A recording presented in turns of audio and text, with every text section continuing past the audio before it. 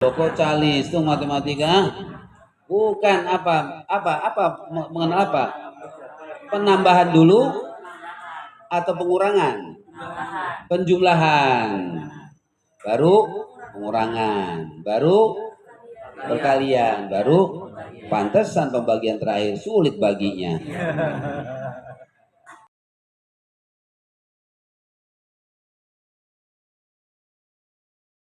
Fakana yuqaddimul aham fal aham, ini penting lagi. Prioritas di hadapan kita banyak materi. Di hadapan kita banyak apa bahasa gurunya sekarang tuh apa? Target apa namanya? KD apa yang satu semester harus dicapai sekian apa namanya? Apa namanya?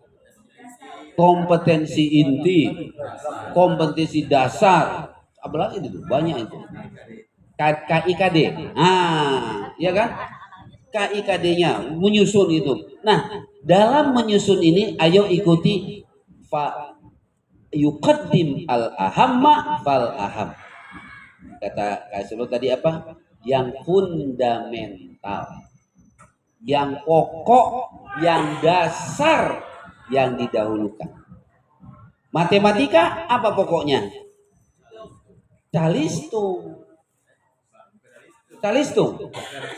Oh calistung.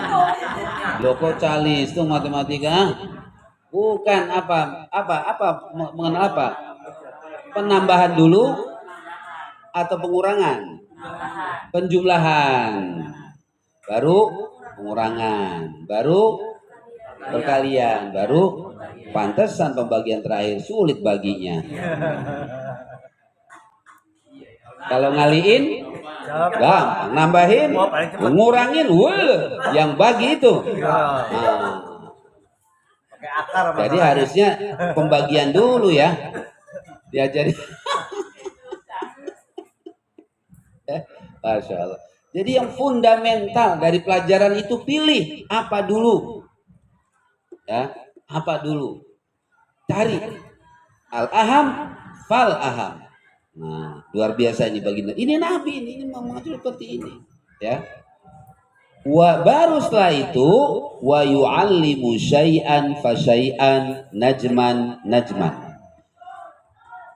Yang mengampu tarbiyah kelas 4 siapa? Kak Wahid ya? Coba ma ma'na tarbiyah?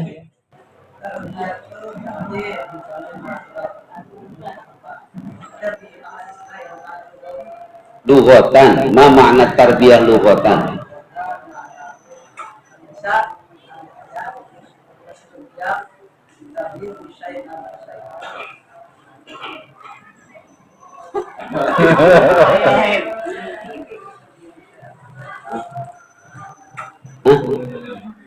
At-tarbiyah lughatan hiya al-insya, ar-ri'ayah, husnul qiyam. La isnan kaman. Al-hifaz. Wahid akhar. La khalas. La. Tablighu syai'an fa syai'an hadha 'indal imam Ar-Raghib Al-Asfahani. Tablighu syai'an fa syai'an ila la ilaha illallah. Kaifa ya Yesus? Tablighu syai'an halan fa halan ila haddid tamam au insya'u syai' halan fa halan, ya. Masya Allah, ya. Jadi definisi pendidikan itu, ya, secara bahasa insya, menumbuhkan, ya, dan seterusnya. Sedangkan definisi atau tadi apa etimologi terminologinya itu insya usai, ini inda Raghib Al-Asfahani, insya usai halan fahalan ila haddit tamam, menumbuhkan atau melakukan sesuatu, ya, perlahan-perlahan, step by step, seperti anak tangga. ila haddi tamam, sampai kepada batas kesempurnaan. Kalau nyapu, ibu-ibu kalau nyapu gimana? Kalau nyapu gimana? Caranya nyapu bagaimana? Mana? Ada contoh sapu mana? Ada sapu situ. Sapu. Dari belakang ke depan. Sapu apa nih? Sapu ijuk. Oh, ijuk. Nggak ada. Ya sudah kalau nggak ada sudah.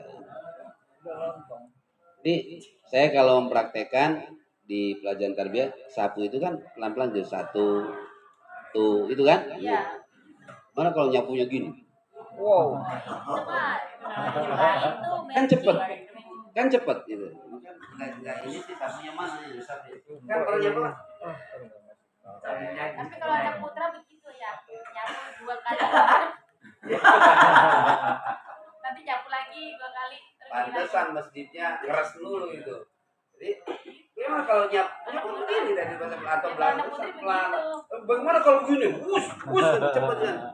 Ya, diputar gini kan. Ya bukan bersih. Debunya Mana-mana. ya. Kalau nyapu pelan-pelan apakah berjalan berserakan? Ya, itu contoh dari kita nyapu. Ya, umpamanya ya. Naik tangga dari tangga pertama, kedua, 3, 4. Kita sekolah kelas 1, 2, 3, 4, 5, 6 selesai, 7, 8, 9 selesai, 10, 11, 12 selesai, kuliah tingkat 1 selesai, S2 selesai, S3 begitu. Ada akselerasi. Yes, bagi yang siap. Ada program akselerasi. Karena memang sebagian anak ada yang kemampuannya lebih, kedewasaannya sudah matang. Boleh, tapi secara umum tidak seperti itu. Ya. Nah, hidup juga lebih enak tuh seperti itu. Dari tidak ada, tidak punya, pelan. Terus pelan. Gubrak. Hah? Jangan. Enggak apa-apa. Daripada yang cus, gubrak gitu. Waduh. Punya rumah. Ada ya? Ada tuh siapa itu? Iya ya. Tuhan tidak bisa memiskan. Iya ada tuh. Iya. Baru ada di penjara ini. Baru ngomong ini. Penjara iya. Oh iya, ada ya itu ya. Ya. Betul itu. Jadi hidup itu yang nikmat itu, yang nyaman itu grafiknya begini. Nah, saya waktu kuliah di UNJ, dosen saya menasihati saya, kalian jangan pernah membebani anak untuk ranking 1. Biarkan dia. Yang paling hebat itu kalau prestasinya di puncak-puncaknya itu di S1. Bayangkan ibu-ibu sekarang. TK sudah mana PR-nya? Anak TK ditanya PR. Kalau nggak ada PR, marah orang tuanya. Wah, itu sekolah nggak bagus itu. Lah, gitu. Ibu sekarang itu TK sudah minta PR, bayangkan coba. Ternyata apa? Karena ibunya yang kurang pekerjaan. Karena ibunya seneng ngerjain PR anaknya. Ya kan? Bayangkan, dari TK sudah dibebani PR, SD apalagi, lalu tuntut, wah, ranking 1. Mana? Kalau enggak dimarahin. Ya, bisa saja dia akhirnya mau nggak mau dia belajar terus tertekan gitu kan. Juara satu oke. SMP juara 1, SMA juara 1. Ketika kuliah, apa? Masa mainnya kurang. Sosialisasinya kurang. Hiburannya, olahraganya, apalagi. Hari-hari hanya baca buku, les. Pulang sekolah nih, udah ditunggu. Bimbel, les piano, les bahasa, les matematika, renang, karate. Ya mending kalau gitu ya. Belajar terus ini. Ya Allah, seminggu sudah beban di kelas, juga beban di tempat-tempat les. Ya. Oke, dia prestasi oke, ya. Tapi ketika nanti di perkuliahan dia banyak sudah terserap, udah apa namanya. Nah, saya mempraktekkan ke anak-anak saya nasihat dari dosen saya. Saya nggak pernah dari anak saya MI, nggak pernah saya tanya, ranking berapa? Nggak. Karena kalau nanya ranking berarti sudah membebani kan? Dia nanya ranking, pasti kan ditanya biarkan aja. Kita lihat aja orangnya siap, motivasi. Rankingnya puluhan, terus naik belasan, naik. Anak saya pertama Salsabila itu top prestasinya di Pakistan S1-nya IPK apa? 3,7, lumayan lah. Dan itu pakai bahasa Inggris kan gitu kan. Di sininya nggak pernah ada juara satu dia di sini. Juara satu nggak dia? Ada saya. Siapa yang ngasih nilai? Ada ini nih pelit nih. Astagfirullahaladzim. Anak kiai dikasih nilainya pas-pasan aja. Tapi terima kasih lah, terima kasih. Itu kan, di gurunya semua nih, ya kan betul kan? Dia nggak menonjol kan? Enggak kan? Enggak, biasa aja. Tapi puncaknya di S1. Kalau udah S2, S3 itu udah nggak itu lagi. Bukan apa? Bukan. Iya, S2 itu pengembangan, S3 itu sudah penelitian, sudah spesialisasi kan? Tapi kalau apa namanya kejar-kejaran itu puncaknya di S1. Coba deh praktekin, ya. Praktekin. Jadi jangan pernah membebani anak dengan ranking. Nah, biarkan aja pelan begitu. Nah, usahakan topnya, puncak dia berpikir berkompetisinya di S1. Segar dia. S2 itu pengembangan, S3 udah spesialisasi, ya.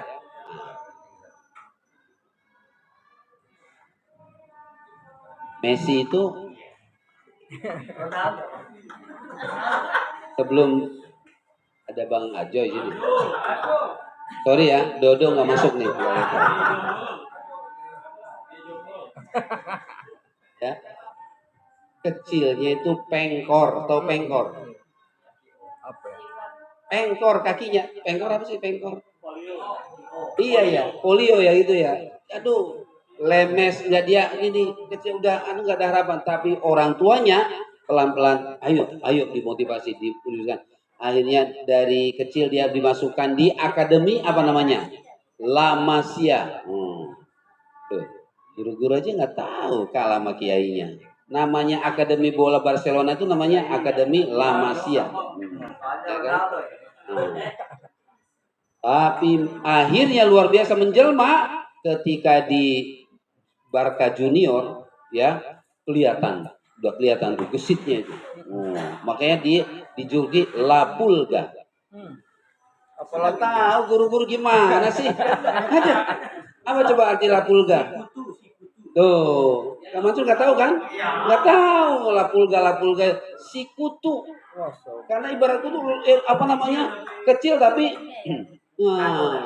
dan menjelma akhirnya topnya di 2022 sebagai the best player, ya kan? Dengan 7 gol. Kalah 1 gol aja sama Mbappe, ya kan? Tapi dia the best player kan? Coba bayangkan, puncaknya di mana? Puncaknya di mana? Ayo. Di usia itu puncaknya itu, ya kan? Setelah itu dia apa? Setelah itu ya sudah tinggal nanti karirnya jadi pelatih atau apa kan gitu. Oke, ya ini bicara masalah tahap demi tahap ya. Nah, tadi Al-Imam Ar-Raghib Al-Asfahani insya'u syai' halan fa halan ila haddin tamam. Sampai sempurna. Jangan mentah. Berhenti di tengah jalan, bahaya. Anak kita nih kalau sampai kelas 3, mentah ya. Harus sampai ila hadid tamam. Sampai sempurna. Ya. Nah, liyakuna aqrabatana wulan. Apa tadi? Kak Saifullah, apa itu liyakuna aqrabatana wulan? Tadi apa?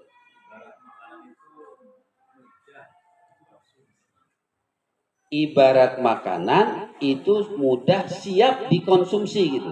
Nah, proses yang dilakukan tadi itu dilakukan agar ibarat makanan itu sudah siap dikonsumsi, artinya enak gitu, tanpa di apa nama lagi harus prosesnya tapi melalui proses tadi itu ya, supaya lebih dekat untuk bisa diterima gitu ya, diterima hasilnya. Nah, wa asbata 'alal fuadi hifzan wa fahman, dan akan menancap dengan kuat, dengan kokoh di dalam fuad. Nah, ini apa nih?